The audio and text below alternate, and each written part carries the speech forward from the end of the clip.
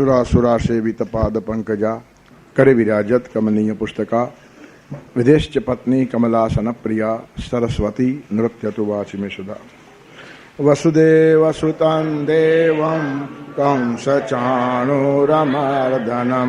देवकी परमान कृष्णं वंदे जगद्गुरुं भर्ता प्रभु साक्षी गतिर्भर्ता प्रभु साक्षी निवास शरणं सुरोद निवास शरणं सुरोद प्रभव प्रलयस्थानम् प्रभव प्रलयस्थानम् निदानं बीजमव्ययम् निदानं बीजमव्ययम्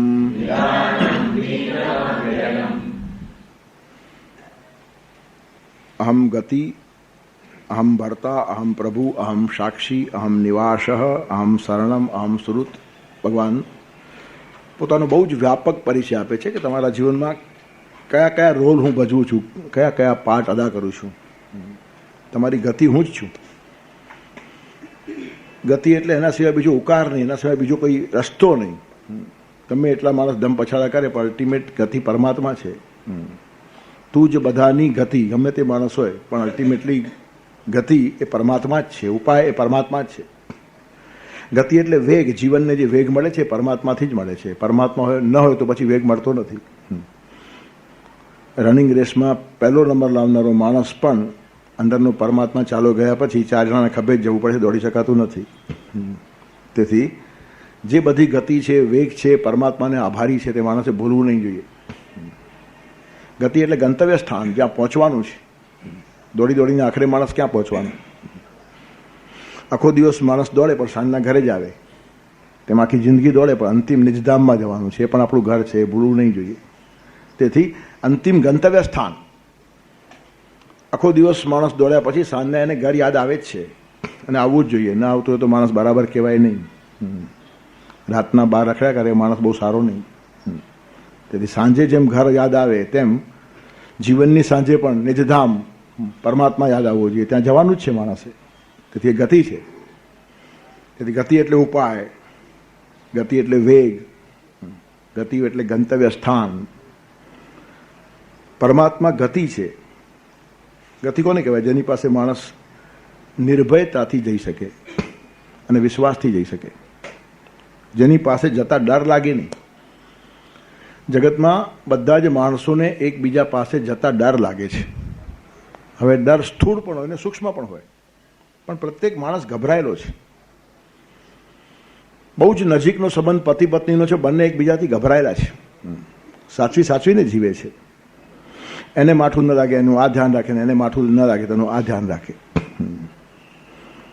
બોલાયેલા શબ્દોના સરવાળા બાદ બાકી કરવા પડે છે દિન રાત, અને પ્રત્યેક વાતમાં સોગંદ લેવા પડે. આ કેવું છે આપણું જીવન?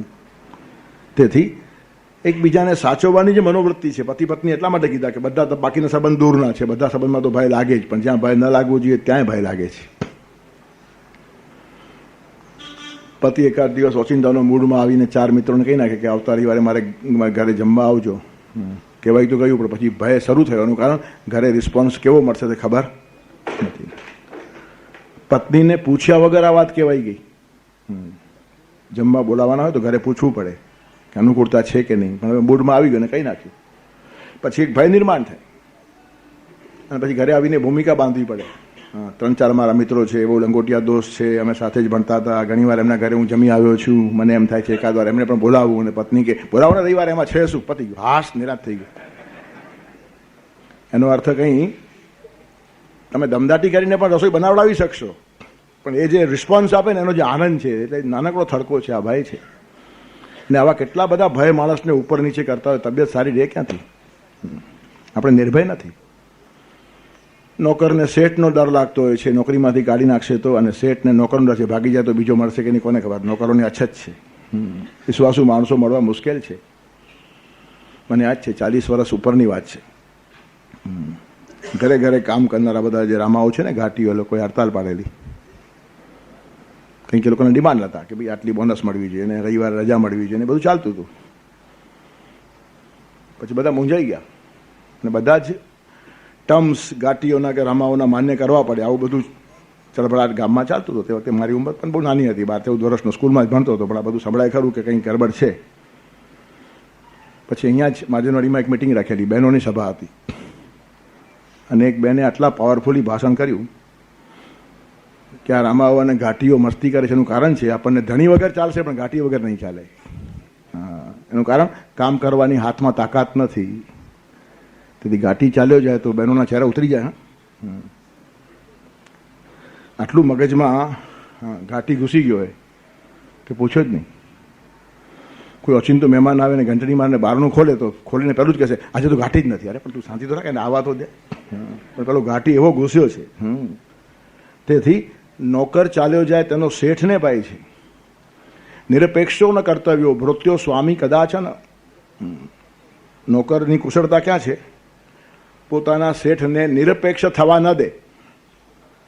શેઠને હંમેશા નોકરની અપેક્ષા જ રહે એવી રીતે નોકરને જીવતા આવડવું જોઈએ. આના વગર ચાલશે નહીં એમ શેઠને લાગવું જોઈએ, અને લગાડી શકે તેની નોકરી ટકે. તેથી ઘણા નોકરો રજા ઉપર જતા પણ ગભરાય. એનું કારણ રજામાં આપણા વગર ચાલે છે, શેઠને ખબર પડે તો ક્યારેક કાઢી પણ મૂકશે. એટલે ઓછામાં ઓછી રજાઓ લે. એનું કારણ મારા વગર ચાલે છે એવું નહીં થવું જોઈએ. એનો અર્થ અંદરથી ભય છે. નિરપેક્ષો ન કર્તવ્યો ભૃત્યો સ્વામી કદાચન. ભૃત્ય એટલે નોકર, એને સ્વામીને કોઈ દિવસ નિરપેક્ષ થવા દેવાનો નહીં. એની અપેક્ષા છે, એના વગર ચાલે નહીં આવું દેખાડતા આવડવું જોઈએ. ઘણા માણસો આવા હોય, મારા વગર ચાલે જ નહીં, મારા વગર ચાલે જ નહીં, એમ વગાડી વગાડીને કયા જ કરતા હોય. એનું કારણ એને ભય છે કે મારું આસન હલી જાય તો. પણ મુખ્ય વાત ત્યાં છે, જગતમાં કોઈના વગર કોઈનું અટકતું નથી. કોઈના વગર આપણું અટકશે એમ માનો નહીં, અને આપણા વગર કોઈનું અટકશે એ ભ્રાંતિમાં પણ રહો નહીં. આ બંને ભ્રાંતિઓ કાઢી નાખવા જેવી છે. કોઈના વગર આપણું અટકતું નથી ને આપણા વગર કોઈનું અટકતું નથી. આનું નામ જગત. એનું કારણ એ માણસ અને આપણે બંને 100 વર્ષ પહેલાં જગતમાં નહોતા અને જગત ચાલતું હતું, અને 100 વર્ષ પછી નથી રહેવાના, જગત ચાલશે. વાત પતી ગઈ. તારા વગર મારું શું થશે એમ બોલનાર માણસને ખબર નથી. તું નહોતો ત્યારે પણ આ દુનિયા ભગવાન ચલાવતો હતો. તેથી ભય નથી. આવું સ્થાન કોણ? પરમાત્મા. પરમાત્માની પાસે માણસ ભયરહિત થઈને જઈ શકે. કેટલાક માણસો પરમાત્મા પાસે પણ ભયભીત થાય છે. એનું કારણ પરમાત્મા નથી, એનું પોતાનું પાપ છે. કામ કર્યા આવીને તુજને મળતા મનડું તો શરમાય, મનડું તો ગભરાય. પોતાને જ ડર લાગે કે મોઢું શું બતાવું. પણ પરમાત્મા તો બધાને નિર્ભય આપવા માટે, અભય આપવા માટે બેઠા છે. અભયનું વરદાન છે.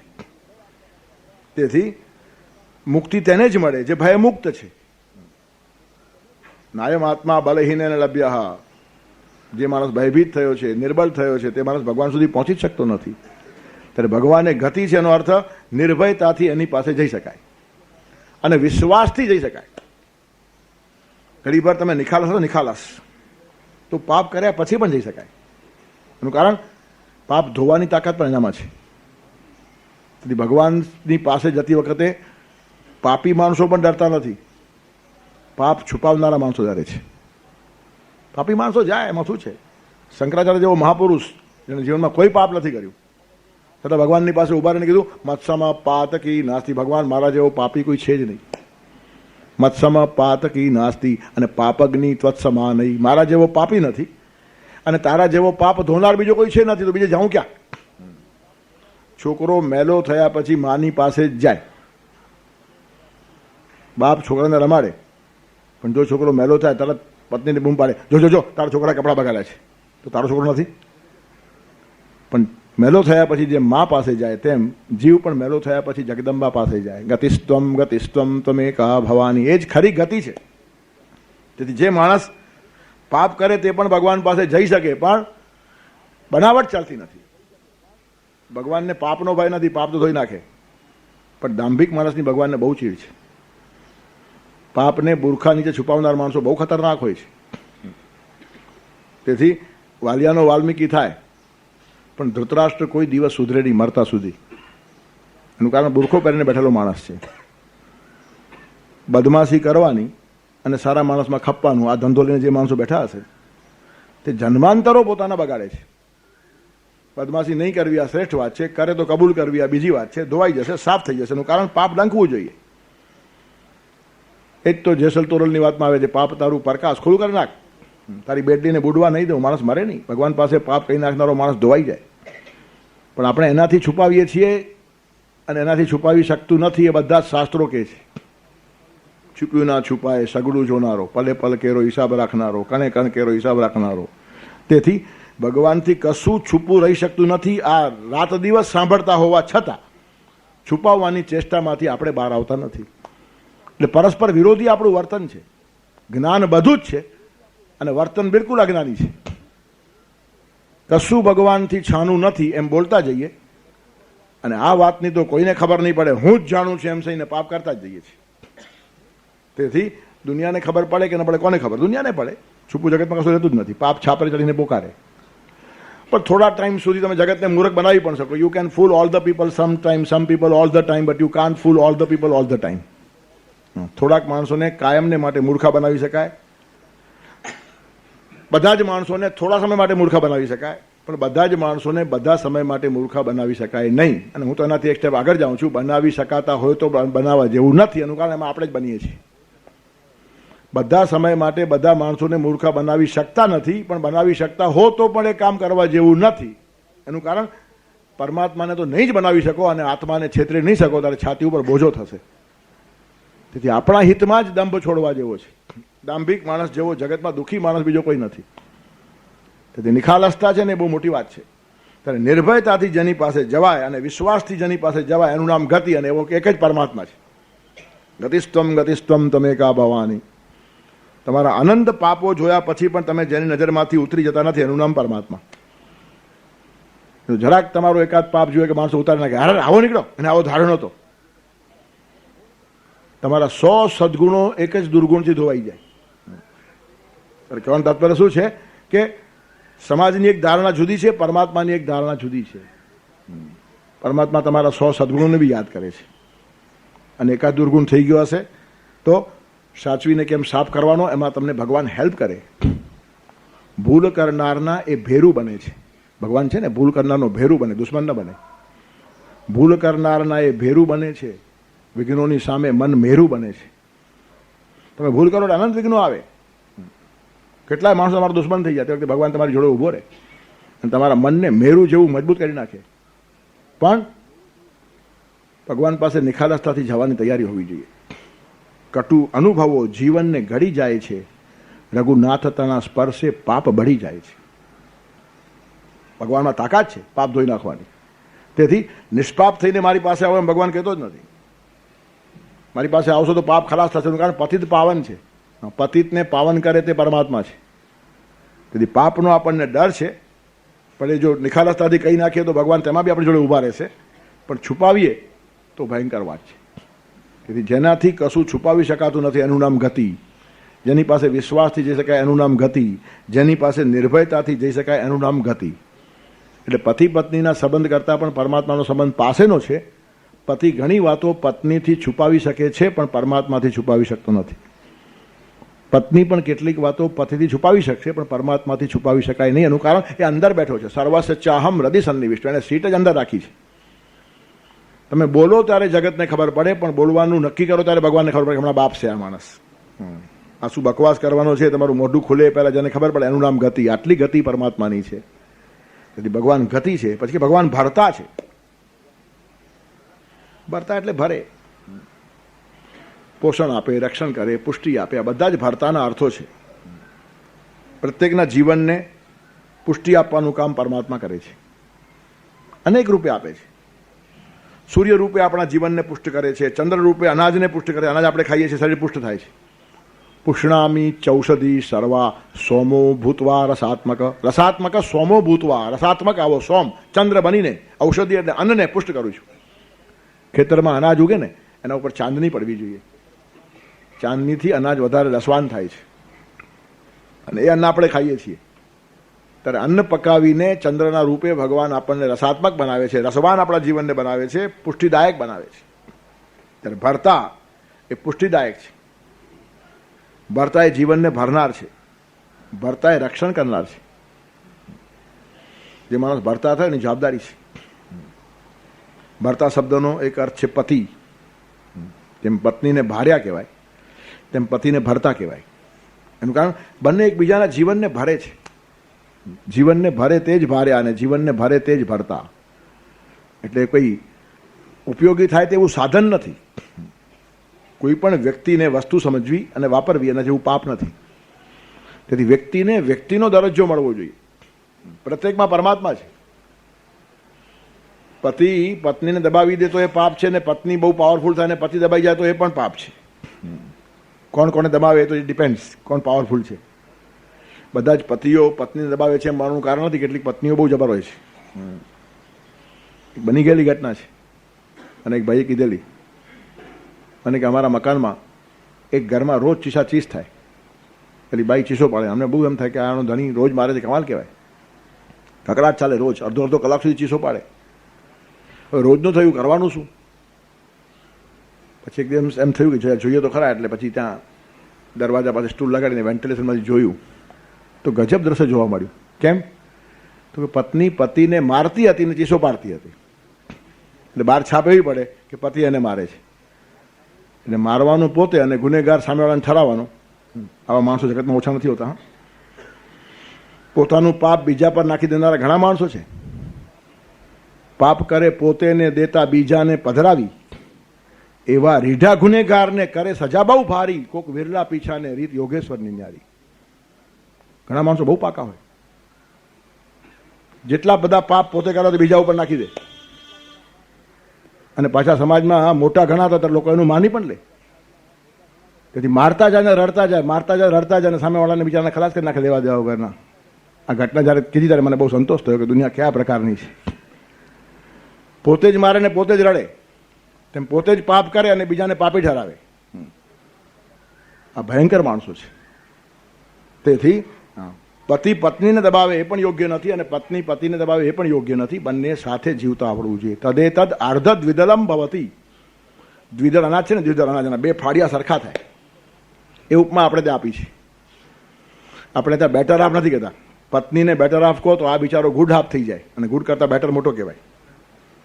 તેથી ત્યાં મતભેદ છે અંગ્રેજીમાં, આપણે ત્યાં નથી. અર્ધ દ્વિદલ બંને સરખા છે, ઇક્વલ પાર્ટ્સ છે બંને. અર્ધ નારી નટેશ્વર, જેટલા શિવજી એટલી જ પાર્વતી. લક્ષ્મી નારાયણ દેવ કી જય, જેટલી લક્ષ્મીની મહત્તા એટલી જ નારાયણની મહત્તા. બંને લક્ષ્મી નારાયણ ભેગા ઉભા રહે. તેથી ઘણી વાર દંપતીઓને આપણે કહીએ છીએ બહુ સારું થયું તમે લક્ષ્મી નારાયણ સ્વરૂપે આવ્યા, અમને આનંદ થયો. ઇટ મીન્સ બંને જીવતા છે, બંને સમાન છે, બંને યોગ્ય છે. એક ભરતા છે, એક ભાર્યા છે. તેથી કોઈ પણ વ્યક્તિને જગતમાં વસ્તુ સમજવાની અને એનો ઇસ્તેમાલ કરવાનો, ઉપયોગ કરવાનો એ ભયંકર વાત છે. ઘણીવાર એક વાત કહું છું. બ્રહ્માએ એકવાર એક પુરુષને પૂછ્યું કે તારા જીવનમાં તારી પત્નીનું સ્થાન શું? તો કે નહીં સારું છે. આપણે શું સારું છે? સારું એટલે શું? નહીં, મારી બહુ ધ્યાન રાખે છે, મારી બહુ કાળજી લે છે, મારી બધી વ્યવસ્થા સંભાળે. પણ શું બોલ ને, એક્ઝેક્ટલી વોટ ઇટ ઇઝ? તો કે નહીં, સવારના માટે નાહવા માટે ગરમ પાણી કાઢી આપે છે, સરસ મજાને ગરમા ગરમ ચા બનાવી આપે છે, સવારના ગરમ ગરમ નાસ્તો આપે છે, જમવા માટે કેટલા પદાર્થો બનાવે છે, માથું દુખતો દાબી આપે છે. બ્રહ્માને ગમ્યું નહીં. પત્નીનું મૂલ્યાંકન આના ઉપરથી થાય નહીં. પત્ની એ કામ કરવાવાળી નોકરાણી નથી. એના કરતાં કંઈક વિશેષ છે. જો ધ્યાનમાં ન આવતું હશે ને તો ભગવાનને દુઃખ થાય. કારણ કે પ્રત્યેક વ્યક્તિ એ ભગવાનનું સર્જન છે. તેથી ઉપયોગી સાધન તરીકે કે વસ્તુ તરીકે એને ગણ્યા કરવી એ સમજનો અભાવ છે. અને આવો અભાવ ઘણા લોકોમાં હોય છે. કેટલાક લોકો પત્નીને મારવામાં ગૌરવ અનુભવે અને ધીરે ધીરે અમુક સમાજમાં એવી ટેવ પડી છે કે પત્ની જો ન મારે તો પત્નીને પતિ લાગે જ નહીં. ધણી થયોને મારતો નથી, તારો બોગો છે. માર ખાવાની ટેવ પડી જાય. મારે તો જ ધણીપણું સાબિત થાય. એટલે કેટલી નીચી કક્ષા ઉતરી ગઈ સમાજની. ધારણા કેટલી નીચી આવી ગઈ છે. ક્યાં અર્ધનારી નટેશ્વર, ક્યાં દાંપત્યનો આદર્શ, ક્યાં લક્ષ્મીનારાયણ, ક્યાં રાધા કૃષ્ણ. એ કલ્પનાઓ ક્યાં? જે ભારતમાં આ કલ્પનાઓ ત્યાં આવી વાતો હોઈ શકે પણ છે. દુઃખની વાત છે. એનું કારણ સાચો વિચાર સમાજ સુધી પહોંચતો નથી અને એ કામ વ્યાસપીઠનું છે. 108 પોથીઓ ભાગવતની એક સાથે બેસાડવા કરતા 108 ગામમાં ભાગવત વંચાય એવું ના થાય. અહીંયા ખાલી ખાલી સૂતો હોય ને ઝોલા ખાતો હોય, સામે પોથી પણ નથી હોતી એવા બ્રાહ્મણો બેસે છે. એક ભાઈએ મને કીધું પોથી નથી, પછી કાગળિયાનો થપ્પો કરીને બાંધીને મૂકી દીધું. કોણ જોઈએ છે? ચોખા ચડાવવાના છે ને. આવી એક થપ્પી બનાવવાની, બસ પતી ગયું. હવે તો પ્રોક્સીમાં મૂકી જાય છે, જવું તો બીજાને બેસાડી જાય, હું આવું છું હમણાં. હા, એટલે બીજો માણસ વચ્ચે બેસે પાછો, ને આ ફરી આવે, બીજો ધંધો બી કરી આવે સાથે સાથે. એટલે કેટલો તમાશો થઈ ગયો છે. કથાઓનો તમાશો, ધર્મનો તમાશો, મંદિરોનો તમાશો. સાચી વાત સમાજ સુધી પહોંચતી જ નથી. એક ઠેકાણે એક જ વ્યાસ વાંચતો હોય ને બાકી 108 કરવી છે તો 108 ગામમાં એક બ્રાહ્મણને મોકલાવી આપો, એને વાંચવું જ પડે, અભ્યાસ કરવો જ પડે. અને 108 ગામ સુધી સાચો વિચાર પહોંચે. એક જ ઠેકાણે મંડપ બાંધીને તમાશો કરવાની જરૂર શું છે? એ શો છે? બહુ મોટું કામ અમે કરીએ છીએ, કંઈ મળતું નથી, બધો પૈસો બરબાદ થાય છે.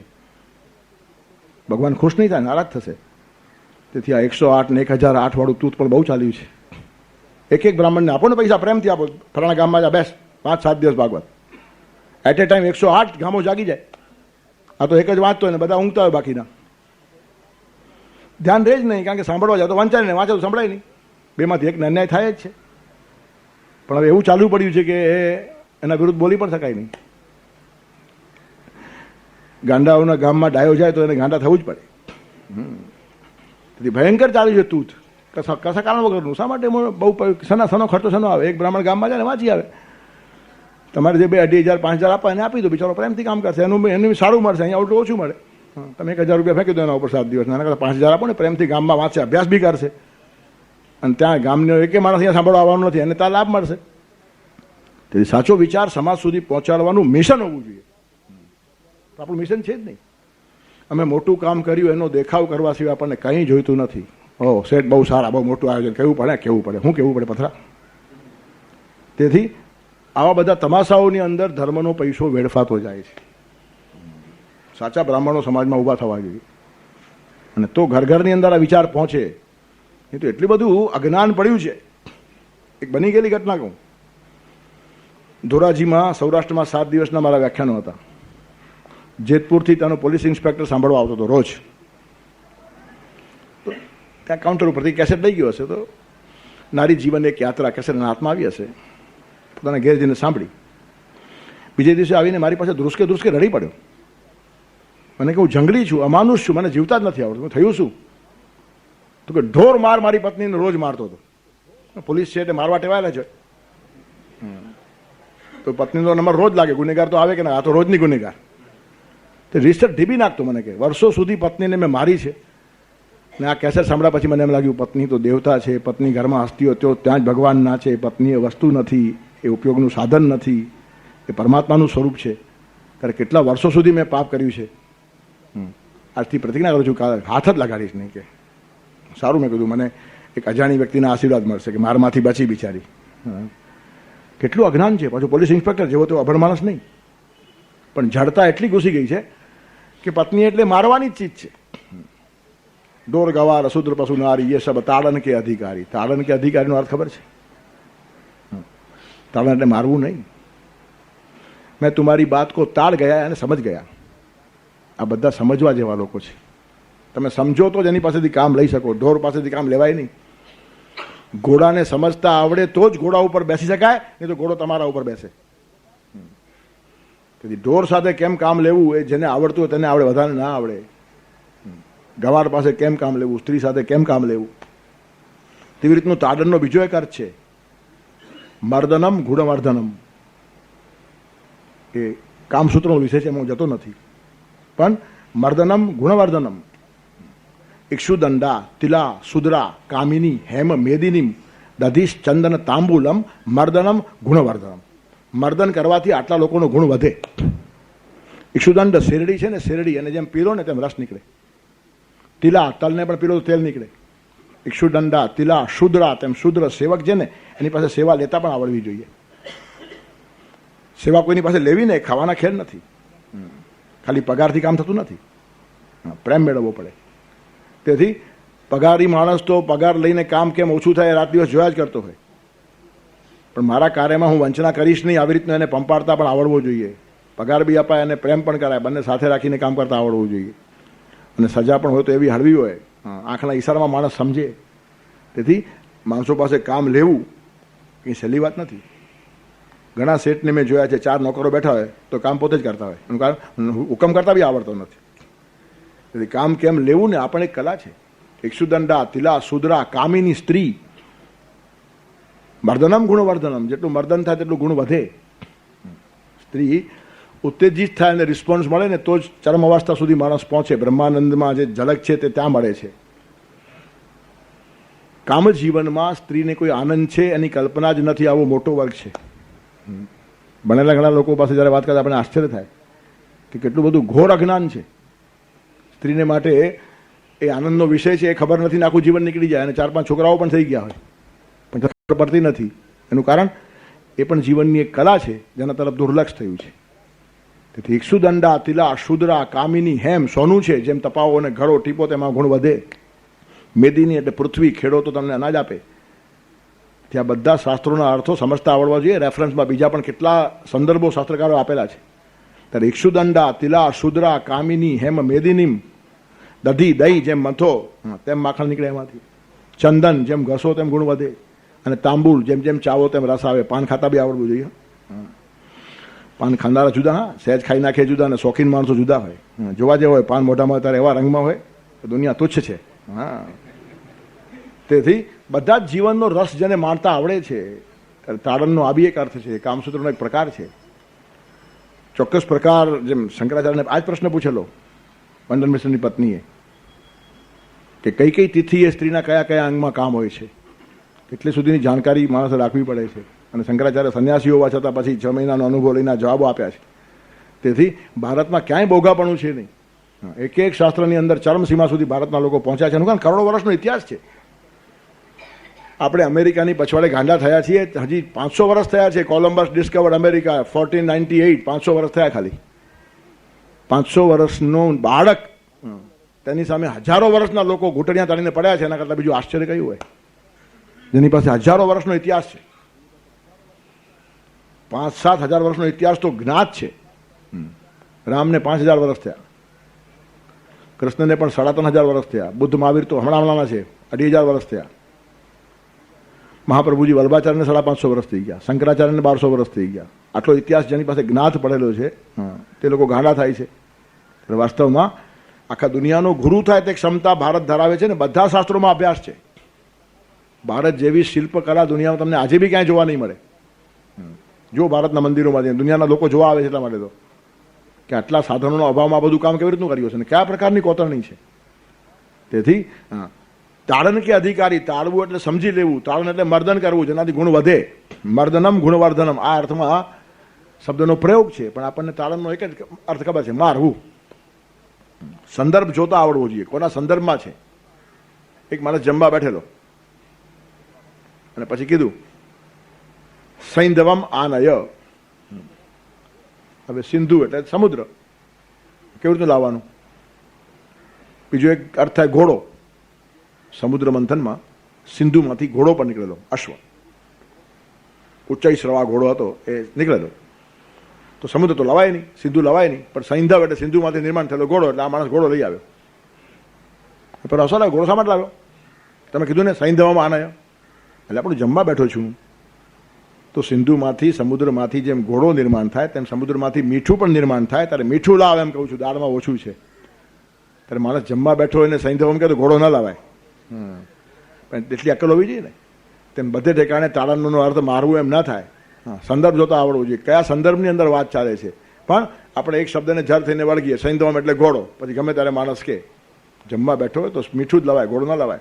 અને તૈયાર થઈને બહાર નીકળ્યો અને કે સૈંધવમ તો ઘોડો લવાય, કારણ બહાર જવું છે એને. દરેક શબ્દોના અર્થો એના સંદર્ભ સાથે વિથ રેફરન્સ ટુ કોન્ટેક્ટ સમજવાના હોય છે. અને સમજ્યા વગર તુલસીદાસજીને ઢીબી જ નાખે છે લોકોએ. તુલસીદાસજી શું સમજે છે? સબ તાળન કે અધિકારી, સ્ત્રીને આમ સમજે છે તેમ સમજે છે. અરે આવું થયું હોય તો ભારતમાં સંત તરીકે પૂજાય ખરો એ માણસ? તુલસીદાસ સંત કહેવાતા હોય અને ગામે ગામ ચોપાઈઓ ગવાતી હોય તો સ્ત્રીએ ખાલી ધબેડવા જેવી ચીજ છે એમ અંદર માણસને સંત માને એટલા મૂર્ખ તો ભારતમાં લોકો નથી. ત્યારે એનો સંદર્ભ પકડતા આવડવો જોઈએ. તેથી પતિ પત્ની એકબીજાને માટે ભોગ્ય વિષય નથી. જો પત્ની પતિને ભોગ્ય સમજતી હોય તો પતિ પત્નીને ભોગ્ય સમજે છે. બંને એકબીજાના ભોગ છે, બંને એકબીજાને ભોગવે છે. ત્યાં પણ સમાનતા જ છે. તેથી કોઈ ઉપર નીચે લેવલ અહીંયા છે નહીં, આ મારે કહેવાનું છે. ત્યારે પેલો માણસ જ્યારે કહે છે કે મને બસ નાસ્તો બનાવી આપે ને જમવાનું આપે ને ફલાણું આપે, બ્રહ્માને ગમ્યું નહીં. કાં તો શું છે, આ તો એક નોકરાણીનું કામ છે, ઉપયોગી તરીકે જ ખાલી પત્નીને વાપરે છે અને પત્નીનું મહત્વ મૂલ્યાંકન ખબર નથી. તો કે આ તારા કામ થઈ જાય તો પત્ની લઈ જાઉં ચાલે, તો ચાલે, કઈ નાખ્યું કહેતા હતો એને. બ્રહ્મા લઈ ગયા પત્નીને અને 4 માણસો નિયુક્ત કરી દીધા. બધા કામો થાય છે, પાણી મળે, નાસ્તો મળે, જમવાનું મળે, પગચંપી થાય, બધું 4 માણસો શું નહીં કરે. પણ 5-7 દિવસમાં કંટાળી ગયો. જમવાનું મૂક્યું, થાળીને દાંત મારી. બ્રહ્મા હાજર થયા. કેમ શું થયું? અગવડ થઈ તો 4 માણસો બીજા નેમી દો. તારી બધી સગવડ સચવાવી જોઈએ. એનું કારણ પત્નીના કારણે સગવડ સચવાય છે એમ તું કહે છે. સગવડ સચવાઈ ગઈ. ત્યારે કહે છે મને અગવડ સગવડ ખબર નથી, જે હોય તે મને મારી એ પાછી આપો. મારે એ જ તો જાણવું છે, તને શા માટે જોઈએ છે? પાણી ભરવા જોઈએ, પાણી ભરાઈ ગયું છે, નાસ્તો બની ગયો છે, જમવાનું થઈ ગયું છે, માથું દબાવી આપે છે, તને જોઈએ શું? શું અગવડ શું છે? શા માટે જોઈએ છે પત્ની? ત્યારે પછી એને ભેજું ચલાવ્યું. અગવડ આવે ને ત્યારે ભેજું ચાલે. છે necessity is the mother of invention. હવે જરૂરિયાત ખબર પડી ત્યારે કહે છે કે સવારના 7:30 કે 8 વાગે હું નાસ્તો કરું ને 12 વાગે હું જમું, એની વચ્ચેનો સમય છે ને ખાલી ખાલી થઈ જાય છે. એ હતી ને ત્યારે બધું ભરેલું લાગતું હતું. બસ તો કે એ સમજતું તારા જીવનના શૂન્યાવકાશને ભરી નાખે છે, તેથી એ ભાર્યા કહેવાય છે. ઘરમાં છે એટલે 4 કામ કરે પડે, કામવાળી નથી. પતિ પણ કામ કરે પડે, કામવાળો નથી. તેથી બંનેને વ્યક્તિ તરીકેનું ગૌરવ હોવું જોઈએ. એમાં આસમાન જમીનનો ફરક છે. ગંગાનું પાણી ઉપયોગી છે માટે વાપરીએ છીએ એમ નહીં. ગંગા અમારી માં છે, ગંગે માં તકી જાય એમ શીખવાડે છે આપણા લોકો. એની પછવાડે પ્રસાદનો ભાવ રાખો, પૂજ્યતાનો ભાવ રાખો. તેથી માં પૂજ્ય છે, રાંધીને ખવડાવે છે, અમારો આનંદ છે. એનું કારણ માના હાથનો પ્રસાદ કહેવાય, અને પ્રસાદ ખાય તો પ્રસન્નતા થવાય. પણ એ ન હોત તો 1000 રૂપિયા જાત, માં છે તો 1000 બચે છે, આવું ગણિત કરાય? વિત્ત વૈભવથી એના કોઈ તોલ નથી. માવિતારના જગે કોઈ મોલ નથી. જીવ્યું વ્યર્થ છે એનું જે કોઈ મા બાપનું દિલ દુભવે. માની મમતા પિતા કેરી સમતાનો જોટો જગે ના જડે. તેથી એક પવિત્રતાની જે ભાવના છે જો ખલાસ થઈ જાય અને બધા જ લોકો એકબીજાને ઉપયોગી સમજવા લાગશે તો ઉપયોગ ખલાસ થાય, પછી ફેંકી દેવાનું. ગાય ઉપયોગી તો રાખવાની, પછી કતરખાને મોકલી આપવાની. જેમ ગાયને નિરુપયોગી થાય પછી મોકલી આપાય તો આવતીકાલે મા બાપને મોકલી આપશે. હવે કામના નથી, મોકલી આપો. કતરખાને તો વૃદ્ધાશ્રમમાં મોકલી આપો, કાઢો ઘરમાંથી. ઉપયોગ ખલાસ થયા પછી કાઢી નાખવું, આ એક વાત મગજમાં બેસી જાય ને ભયંકર વાત છે. અને કરનારને ખબર નથી એક દિવસ આપણો ઉપયોગ પણ ખલાસ થવાનો છે. તમે આજે ઉપયોગી છો પણ એવો દિવસ આવશે 10-20 વર્ષમાં તમે પણ નિરુપયોગી છો, તમને ફેંકી દેશે. જે ઉપયોગી હોય તેને સાચવવાનું, આ ચાલે નહીં. તેથી વિચિત્ર પ્રકારની જે માન્યતાઓ આવી ગઈ છે એના કારણે આખો સમાજ વિક્ષિપ્ત થાય છે. તેથી પાવિત્ર્યની ભાવના, પૂજ્યતાની ભાવના, વ્યક્તિત્વ તરીકેનો આદર આ મોટી વાત છે. તેથી ભર્તા એટલે પતિ અને ભાર્યા એટલે પત્ની, આ બંને મહત્વના છે. તેથી પતિ પણ પુષ્ટિદાયક છે, પતિ પણ રક્ષણ કરતા છે. પતિ રેવ ગુરુ સ્ત્રીનામ, ભર્તા એટલે ગુરુ છે. સ્ત્રીઓએ બીજા આડાવડા ગુરુ પાસે જવાની જરૂર નહીં. ભારતની આ માન્યતા જ નથી. પતિ જેનો ગુરુ છે અને જવું હોય તો પતિને જોડે લઈને જાય. એકલી સ્ત્રી કોઈ ગુરુ પાસે જાય એવો ઇતિહાસ નથી ભારતમાં. જવાનું કારણ નથી. બંને ભેગા જાઓ. પતિની ક્ષમતા થોડી ઓછી હશે તો બંને ભેગા થઈને જાઓ અને મેળવી આવો જે ગુરુ પાસે મેળવવો પડે. એકલી સ્ત્રીઓ જતી હોય ને પછી જે ગરબડ થાય છે પછી વાંચીએ આપણે, ફલાણા સન્યાસી મહારાજ ફલાણી બાઈને ઉપાડી ગયો, બાઈ ગઈ શું કામ એકલી? કંઈ કારણ હતું? જવું જ ના પડે. પતિ જેવો મોટો હોય કે એને પગે લાગવાનું મન થાય, પછી જ્ઞાનનો પ્રવાહ મળતો જ હોય. પતિ મોટો એનો અર્થ જ્ઞાનમાં મોટો, સમજદારીમાં મોટો, પ્રેમમાં મોટો, અનુભવમાં મોટો, બધી રીતે મોટો. પણ હવે એવું ધીરે ધીરે ઓછું થવા લાગ્યું. છોકરાઓ ઓછું ભણવા લાગે અને છોકરીઓ વધારે ભણવા લાગી એવું સમાજમાં થવા લાગ્યું. તેથી ભણેલી છોકરીઓને મૂર્તિયા મળતા જ નથી. એ વધારે ભણી છે, તેથી આગળ ઊભી થઈ છે. તેથી પુરુષે પણ પોતાની મેચ્યોરિટી કેળવવી જોઈએ. ભલે કદાચ કોલેજનું શિક્ષણ ઓછું પણ હશે, ડિગ્રી મળવી કે ભણતર નથી, પણ બીજી મેચ્યોરિટી આવવી જોઈએ. જે માણસો કોલેજમાં જાય છે તે જ જ્ઞાની છે એમ સમજો નહીં. નરસિંહ મહેતા, મીરાબાઈ, કબીર કોઈ દી કોલેજમાં ગયા નતા અને પીએચડી કર્યું પણ નહોતું. એના ઉપર બધા પીએચડી કરે છે. કબીર ઉપર પીએચડી થાય, નરસિંહ મહેતા ઉપર પીએચડી થાય, મીરાબાઈ ઉપર પીએચડી થાય. જે પોતે ગ્રેજ્યુએટ નહોતા એના ઉપર પીએચડી કરી શકાય. આ ગૌરવ છે જીવનનું. તેથી ભણતર એટલે ખાલી સ્કૂલ કોલેજની ડિગ્રી આટલો લિમિટેડ અર્થ કરો નહીં. જીવનના અનંત અનુભવમાંથી જ્ઞાન મળે છે અને મેળવવાની જાગૃતિ રહેવી જોઈએ. તેથી ભર્તા એ મોટો છે, પતિ રેવો ગુરુ સ્ત્રીનામ, રક્ષણ કરે ખાલી શરીરનું નહીં, મનનું, બુદ્ધિનું, બધી વસ્તુનું રક્ષણ કરવું જોઈએ. પુષ્ટિ ખાલી શરીરને આપવાની નથી, શરીરને પુષ્ટ કરે જ છે પતિ. પતિ જીવતો હોય તો સ્ત્રીનું શરીર પુષ્ટ હોય. એમાં એક આનંદ છે. મન પણ પુષ્ટ થવું જોઈએ, બુદ્ધિ પુષ્ટ થવી જોઈએ. શરીરને પુષ્ટ તો મા બાપ પણ કરી આપે છે ખવડાવીને. કન્યા મોટી થાય અને શરીર પુષ્ટ થાય ને તો જ પતિની જરૂરિયાત ખબર પડે. પુષ્ટ થયા વગર પતિની જરૂરિયાત ખબર પડતી નથી. એટલે મા બાપ પણ એક મોટું સેવાનું કામ કરે છે. અધિકાર તૈસા કરું ઉપદેશ, દરેક વસ્તુમાં અધિકાર જોઈએ. એ કંઈ બનાવટ નથી. અધિકાર શા માટે જોઈએ? કક્ષા આવવી જોઈએ. એક ઇંગ્લિશ પિક્ચરમાં એક બાપ ગયો હતો પોતાની દીકરીને લઈને. દીકરી નાની 5-6 વર્ષની દીકરી.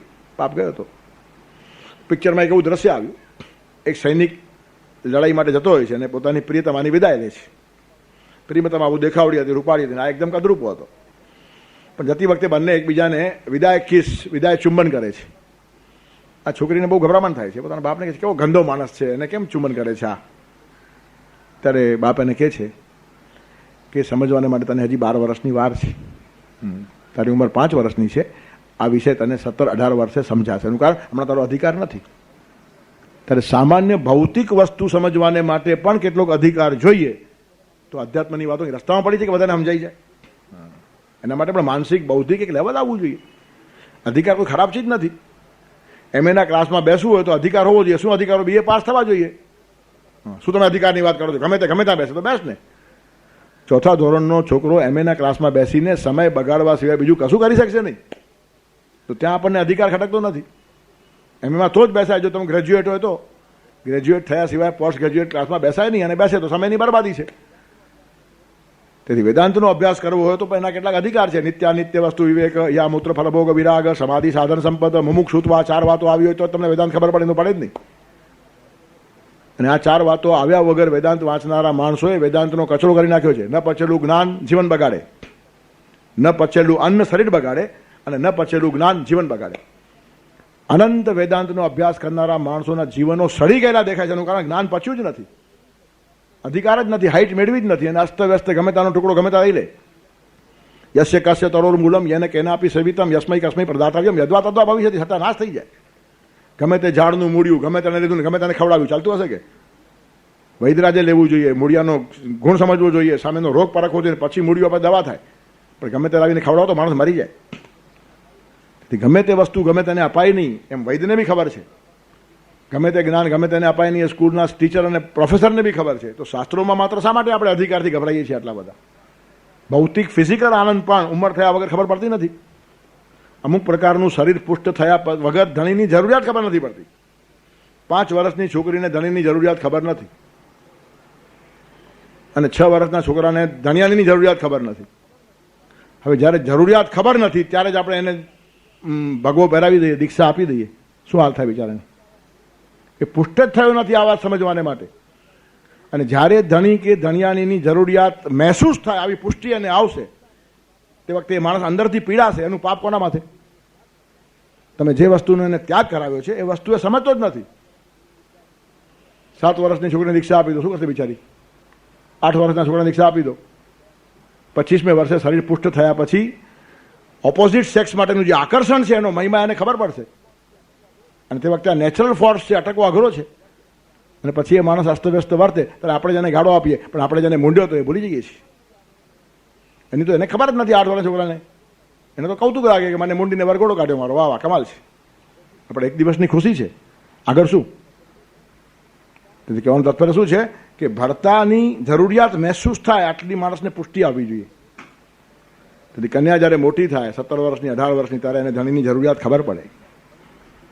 તેથી પુષ્ટિ મળે, શરીરને પુષ્ટિ મળે, પછી મનને પુષ્ટિ મળે, ભાવથી મનને પુષ્ટિ મળે, અન્નથી સ્પર્શથી હૂંફથી શરીરને પુષ્ટિ મળે, વિચારોના આદાન પ્રદાનથી બુદ્ધિને પુષ્ટિ મળે, અને તલ્લીનતા અને તન્મયતાથી આત્માને પુષ્ટિ મળે.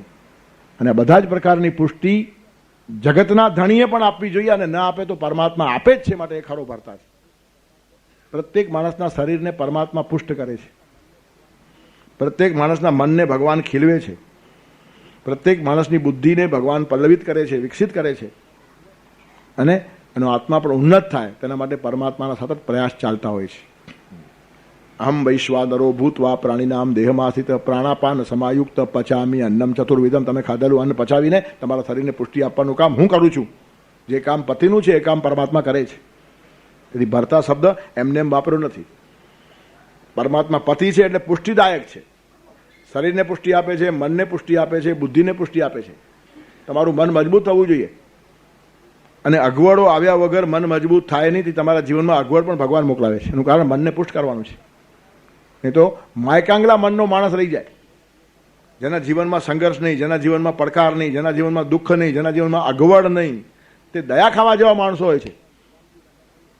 પછી આપણે ગામઠી ભાષામાં કહીએ એના મોઢા ઉપરથી માખ પણ ઉડતી નથી. એનું કારણ ઉડાડવાની જરૂર જ નથી પડી, ઉડાડવા માટે બી નોકરો છે. જેના મોઢા પરની માખ પણ બીજા માણસો ઉડાડતા હોય, તે પછી માખ પણ શું કામ ઉડાડે? અને માખ પણ ન ઉડાડી શકે એને માણસ કહેવાય કે મરદું કહેવાય? તેથી પુષ્કળ સંપત્તિ ભેગી થયા પછી સંતાનો મરદા પાકવાની પણ સંભાવના છે. એનું કારણ એને સંઘર્ષ કરવો જ નથી પડતો. 7 પેઢીની વ્યવસ્થા જો બાપ કરી ગયો હોય તો છોકરાઓને પછી બીજું કામ શું રહ્યું ખાધા પીધા સિવાય? તેથી જીવનમાંનો આખો ચાર્મ જ ચાલ્યો જાય.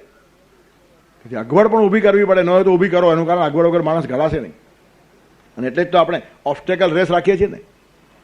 સીધી દોડ અને વિઘ્ન દોડ. વિઘ્ન દોડ શા માટે? કસાય હંમેશા દોડવાને માટે હાઈવે મળતો નથી. ત્યારે અગવડમાં પણ દોડવાની ક્યારેક જરૂર પડશે તો એની પણ પ્રેક્ટિસ કરો. તેથી જાણી જોઈને વચમાં એકાદ દોરડી બાંધે એને કૂદીને જાઓ, એકાદું આમ પીપ રાખી દે એને અંદરથી નીકળી જાઓ. આ બધી અગવડ રાખે શા માટે? ક્યારેક જંગલમાં દોડવું પડે અને ઝાડી ઝાંખરા પણ હોય. ભાગવતમાં આવું વર્ણન છે કે ગોપીઓ પોતાના ઘરના આંગણામાં માટી રાખીને એમાં પાણી નાખતી, કાદવ બનાવતી, પછી એમાં કાંકરાને કાંટા નાખે અને પછી એમાં દોડે. કોઈ પૂછ્યું આ શું ગાંઠ પણ છે? તો કે ભગવાન જ્યારે બંસરી બગાડશે ને ત્યારે દોડવું પડશે અને ત્યાં બધું સાફ નહીં હોય, કાદવ પણ હશે તો લપસી ન પડે એની ટેવ હોવી જોઈએ. કાંટા કાંકરા વાગે તો પણ દોડવાની હિંમત હોવી જોઈએ. તેથી આંગણામાં પ્રેક્ટિસ કરીએ છીએ કે બંસી વાગે ત્યારે મોડા ન પડીએ. તેમ જીવનમાં ખરી અગવડ આવે ને ત્યારે ગભરાઈ ન જઈએ. એના માટે થોડી થોડી અગવડો સહન કરવાની ટેવ પાડવી જોઈએ. અને જે મા બાપ આવું કંઈ જીવનમાં કરતા નથી એ છોકરાના મિત્ર નથી, દુશ્મન છે. માતા શત્રુ પિતા વૈરી એને બાલોને પાઠિત. માતા શત્રુ છે ને પિતા વૈરી છે. સાવ મુલાયમ થઈ જાય માણસ. કોઈનું પણ બધું જ ધાર્યું ન કરી આપો. 10 વાત તમે છોકરાની ધારી કરી આપતા હશો તો એક વાત એને નહીં ગમતી હોય તો એની પાસે કરાવો કમ્પલસરીલી. એનું કારણ જગતમાં બધું ધાર્યું થવાનું નથી અને ધાર્યું જ કરવાની ટેવ પાડશો તો જે દિવસે મન ધાર્યું નહીં થાય તે દિવસે આ માણસ આપઘાત કર્યા સિવાય રહેશે જ નહીં. આપઘાતી મનોવૃત્તિ વધતી જાય એનું કારણ શું છે? મારું ધાર્યું જ થવું જોઈએ. જે દિવસે એનું ધાર્યું નહીં થાય તો મળશે. એનું કારણ ન ધાર્યું કરવાની ટેવ જ પાડી નથી. તેથી છોકરાએ જે ધાર્યું ન હોય એવી એક એની પાસે વાત કરાવો અને ટેવ પડે કે જગતમાં જ્યારે પણ આવું કરવું પડશે ને ત્યારે હિંમતથી ઊભો રહેશે. જગત કંઈ આપણા માસીનું ઘર નથી કે બધું આપણું ધાર્યું થાય. માસીના ઘરે પણ ના થાય. પણ ઘણી વાર માસી સારી હોય અને કૂદવા દે ગમે તેમ. પણ આ જગતની અંદર અનંત પ્રસંગો આપણને નહીં ગમતા હોય તો પણ અપનાવવા પડશે. એની તાલીમ પહેલેથી આપવી પડે. બધું જ ગમતું, બધું જ ગમતું, જે ધારે તે થાય, ધારે તે થાય. એ લોકો એટલા મુલાયમ થઈ જાય કે જે દિવસે એક વાત ધારેલી નહીં થાય ત્યારે આપઘાત સિવાય બીજું કશું એ લોકોને સૂચશે નહીં. તેથી ટ્રેનિંગનો એક પાર્ટ છે આ. ઓબ્સ્ટેકલ રેસ એટલા માટે રાખે છે કે અગવડમાં દોડવું પડશે ત્યારે તને અગવડ ન થાય. નહીં ધારેલી વાત થાય ત્યારે તું ગભરાઈ ન જાય. એટલા માટે કેટલીક વાતો તને નથી ગમતી તો પણ તારી પાસે અમે કરાવીએ છીએ. It's kind of training. આ એક તાલીમ છે. તેથી ભરતા બધા જ પ્રકારની તાલીમ આપે. પરમાત્મા એ ભરતા છે. ભરતા પુષ્ટિદાયક છે, ભરતા સુખદાયક છે, ભરતા આકર્ષક છે. જેને જોયા પછી મન ખેંચાય એ જ પતિ કહેવાય. અને મન ખેંચાય તેથી જ તો પતિને બહુ શણગારવામાં આવે. લગ્નના દિવસે વરરાજાને વરવધુને શણગારવાનો હેતુ આ જ છે. એનું કારણ પહેલી જ વાર તે વખતે જોતા હતા, આજની જેમ પહેલાં ફરતા નહોતા. લગ્નના દિવસે જ પહેલી મુલાકાત થાય અને first impression is the last impression. સાફો બાંધ્યો હોય, કલગીમાં લાઇટ ચમકતી હોય, તલવાર બિલવાર હોય એટલે આમ પત્નીને કે વાહ હા આના જેવો કોઈ નહીં, તારા જેવો તો તું જ બીજો જડતો નથી એમ લાગવું જોઈએ. હા, તેમ એને પણ લાગવું જોઈએ કે આના જેવી કોઈ નહીં. તેથી શણગારવાની પછવાડે એક હેતુ છે કે સૌથી વધારે આકર્ષક મારા માટે આ જ છે. પત્નીને એમ લાગે કે આકર્ષક એટલે આ દુનિયામાં ગમે એટલા માણસો હશે આના જેવો એક નહીં, લાગવું જ જોઈએ. તેમ પતિને લાગવું જોઈએ કે આના જેવી બીજી કોઈ જ નહીં. તેથી શણગારીને જે મૂકવાની વાત આવી છે ને એની પછવાડે સાયન્સ છે, મૂર્ખાઈ નથી. નજર આવી સ્થિર થઈ જાય ને પહેલી ઇમ્પ્રેશન જિંદગીભર ચાલે. હવે તો એ વાત ગઈ એનું કારણ એ પહેલાં મળતા નથી તો 100 વાર મળ્યા હોય છે પહેલાં. પણ નહીં તો એક વખત મનને પકડવાની આ વાત છે, આકર્ષણ છે. તેથી પતિ પુષ્ટિદાયક છે, પતિ રક્ષણ કરનારો છે, પતિ આકર્ષક છે, રસપ્રદ છે, જીવનમાં રસ નિર્માણ કરે. પતિ હોય ત્યાં સુધી જીવન રસવાન લાગે. આ જ બધી વસ્તુઓ પતિને નાના સ્કેલ પર લાગુ પડે છે, ભગવાનને મોટા સ્કેલ પર. જીવનમાં ભગવાન હોય ત્યાં સુધી રસ, બાકી બધું નિરસ. પતિ વગર જો બધું નિરસ લાગે. 100 માણસો ઘરમાં ફરતા હોય પણ પતિ ન હોય તો પત્નીને મજા નથી આવતી. બધાના કામ કરે, દોડતી હોય, ભાગતી હોય, પણ ચહેરો થોડો ઉતરી ગયેલો હોય. કેમ? નહીં, એમનો ફોન આવ્યો પણ હજી આવ્યા નથી. તો આ 100 બધા નકામા. ઠીક છે, કામ કરશું, પણ જે આવવો જોઈએ તે માણસ આવ્યો નથી. આ ખરો પ્રેમ છે. એનો અર્થ બીજાની સેવા નહીં કરે, બીજાનું કામ નહીં કરે એમ નહીં, પણ એનું મન ત્યાં રમે છે. રસ કેન્દ્ર એનું નક્કી થયેલું છે. તેમ ભક્તો દુનિયામાં ઘણા કામ કરતા, પણ રસ કેન્દ્ર નક્કી થયેલું છે. પરમાત્મા સિવાય એને ક્યાંય મજા આવતી નથી. તેથી પરમાત્મા જ બધામાં છે અને એને શોધવાનો એનો પ્રયત્ન ચાલતો હોય. તું હો સાથે તો બીજું કાંઈ ના દેખાય મને. દાંપત્ય જીવનનો આ ભાવ છે. તું હો સામે, પત્ની સામે હોય કે પતિ સામે હોય તો બીજું દેખાય નહીં કશું. એ જ વેદાંતમાં કહ્યું છે, બ્રહ્મ સત્ય જગન મિથ્યા જીવો બ્રહ્મ ઇવ ના પરા. બધું મિથ્યા લાગે, એ અનુભૂતિનો વિષય છે, ખાલી શાસ્ત્રોનો વિષય નથી. શાસ્ત્રીય રીતે બ્રહ્મ સત્ય જગન મિથ્યા નક્કી કરી શકાય, અનુમાનથી નક્કી કરી શકાય, અનુભવથી નક્કી કરી શકાય, ભાવથી નક્કી કરી શકાય. અનંત રસ્તાથી વેદાંત પૂરું થાય. નવા નવા એન્ગેજમેન્ટ થયા હોય ને બંને ફરવા નીકળ્યા હોય, બસમાં બેઠા હોય ને વાતો કરતા હોય, કોણ ચડ્યું કોઈ કોણ ઉતર્યું ખબર નથી આ લોકોને. તમે પૂછ્યું એને, ફલાણા ભાઈ બસમાં આવ્યા હતા, કોને ખબર? કેમ? અમે અમારામાં મસ્ત હતા, એટલે બાકી બધું મિથ્યા હતું. ત્યાં સુધી કંડક્ટર આવીને આમ ટક ટક ટક કરે ને તો પણ ધ્યાન નથી આ લોકોનું. પછી કંડક્ટર બી હશે, બિચારા રંગમાં છે, ભલે બેઠા છે, ઉતરતી હોય ટિકિટ લઈ લેશું એમ. એનું કારણ હમણાં કંડક્ટર મિથ્યા, બ્રહ્મ સત્ય, બાકી બધું ખોટું. તેથી ભાવની અંદર માણસ જ્યારે તલ્લીન થયેલો હોય ને, તેમ ભક્તો ભગવાનમાં આટલા તલ્લીન છે કે બધું એમને મિથ્યા લાગે છે. ન્યસ્ત ક્રીડનકો બાલ જડવત તન્મનસ્કયા કૃષ્ણ ગ્રહ ગ્રહિત આત્મા નવેદ જગત ઇદૃશમ. નષ્ટ ક્રીડનકો, નાનું પેલું હોય ને રમકડું, ક્રીડ ન કરે રમકડું, ક્રીડા કરવાનું સ્થાન. રમકડું હાથમાં હોય તો બાળક આખી દુનિયાને ભૂલી જાય. નષ્ટ ક્રીડનકો બાલ જડવત તન્મનસ્કયા, એટલું તન્મય થઈ જાય બાળક, કશું ખબર નથી. એના હાથમાં ફૂગો એટલે ફૂગો, બાકી બધું ખલાસ. રમકડું રમકડું, એમાં તલ્લીન થાય અને આખા દુનિયાને ભૂલી જાય. તેમ જે લોકો કૃષ્ણમાં તલ્લીન થયા છે તેને આખું જગત મિથ્યા લાગે છે. અને તલ્લીન થયા વગર મિથ્યા ઠરાવશો તો મરશો. એનું કારણ ધોબીનો કૂતરો નહીં ઘરનો કે નહીં ઘાટનો. પહેલી તલ્લીનતા આવવી જોઈએ. રંગ લાગ્યો કનૈયા મને તારો તો જગત બધું ઝાખું દીશે. તારા પ્રેમનો પ્રસાદ મેં તો ચાખ્યો તો વિષય રસ ફીકો દીશે. પ્રી કન્ડિશન છે. મુખડું મેં જોયું તારું તો સર્વ જગત લાગ્યું ખારું. હા, મીરાબાઈ પણ જો સાયન્ટિફિક બોલે છે, ગપ્પુ નહીં. જગત ખારું શા માટે લાગે છે? તારું મુખડું જોયું એટલે. એની સામે તુચ્છ છે બધું જ. તેથી ખોટું નથી, તુચ્છ છે. પતિની સામે આખું જગત તુચ્છ છે, તેમ ભગવાનની સામે આખું જગત તુચ્છ છે એમ ભક્તોને લાગે.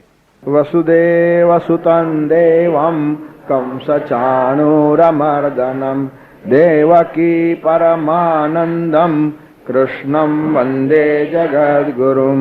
ગુરુર્બ્રહ્મા ગુરુર્વિષ્ણુ ગુરુર્દેવો મહેશ્વર ગુરુ સાક્ષાત પરબ્રહ્મ તસ્મૈ શ્રી ગુરવે નમઃ.